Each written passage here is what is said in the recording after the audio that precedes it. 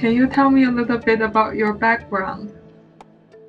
I grew up in Sacramento with my dad and my sibling, and we ended up getting a step family. I have like 5 parents now because like 2 are foster family parents, stepmom, bio mom, and also my dad. I was originally interested in going to school to become a therapist, did my psychology degree, and then I went to urban studies and planning for my bachelor's because it seemed like a way to potentially work on bigger issues.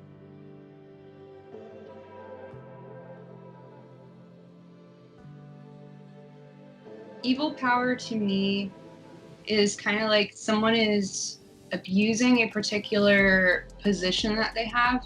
So kind of like being able to hurt others with no consequences, and that sometimes happens in the form of like political decisions being made on how people can do things in their lives, whether that's like getting access to an abortion or placing like restrictions on people who are homeless. I have a lot of frustration around people who hurt other people.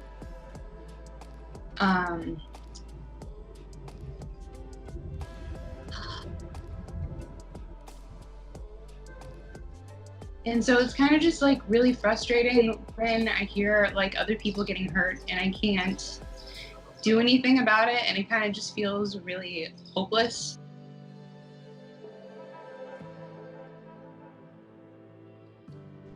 Yeah.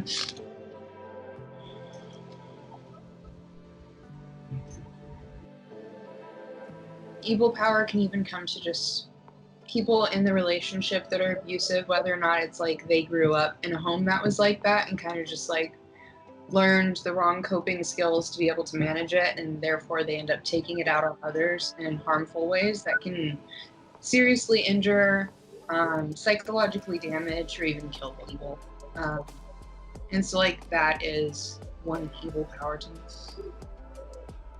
I think I heard domestic violence happening in one place that I was living. I didn't even know what to do then. I think I was just so scared, and there's sometimes the police can help, but sometimes it can like not, because folks might go to the door and say like, oh, nothing's happening, and then that might push the victim to be even more quiet about the abuse. So there's like a lot of mixed messages on how to actually help out with that kind of stuff. Because it's like, call the police, nothing happens, or call the police and it gets worse. Or call the police and they get evicted and the same problem happens elsewhere.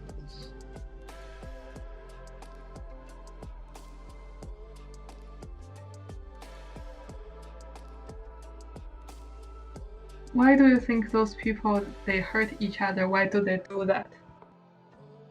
I think like a lot of it has to do with underlying insecurity, fear, improper emotional processing. Like if you were taught that it's okay to only feel anger, then you might have a hard time saying like, I feel hurt right now and this is what I need, and instead take like some action of some other person that makes you feel uncomfortable and physically take it out on them, or like emotionally take it out on them. So I think it's just a lot of people dealing with their own hurt and not having a proper way to handle it that ends up resulting in others getting hurt. I see. You think it's that like it's going around. It's some evil energy goes around. Yeah.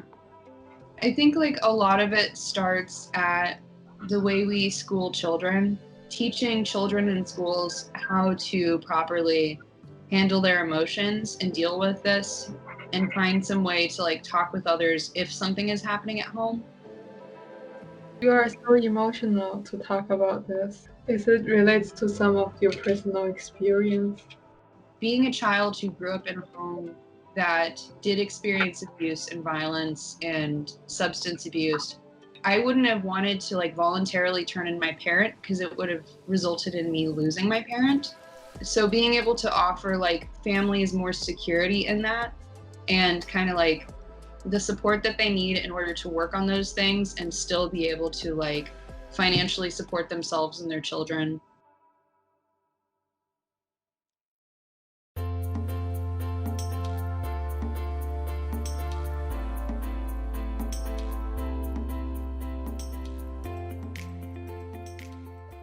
So I made this little picture of you. You wanna see? Yes. Aw, it looks like a caterpillar. Cute. Oh my gosh. The beauty of the caterpillar is, at one point in the life, it will transform into another creature. Aw. It's a very observant person and who have a big eye to observe the world. Some halo around you represents your emotion, and then your emotion can protect yourself. Some people think the crying shows the weakness of people, but actually I think it shows the vulnerability, and it shows who we are, and we are vulnerable. And we have emotions. You also seem very grounded, and you are very grounded in the way you share about your experience very honestly with me. So I can tell you are a grounded person. I also have a feeling that you are very connected with the nature, with plants, and I don't know if that's correct. I think you're right. It's like, I got some plants like right over there. Yeah, I do love plants a lot. This is the end of my session. I hope you enjoyed it. I'm still just testing about the different ways to use imagination to share the essence of conversation, and I'm happy that you participated. Thank you for having me. I didn't know exactly what it was going to be, and I really appreciated the process, and thank you for listening and everything.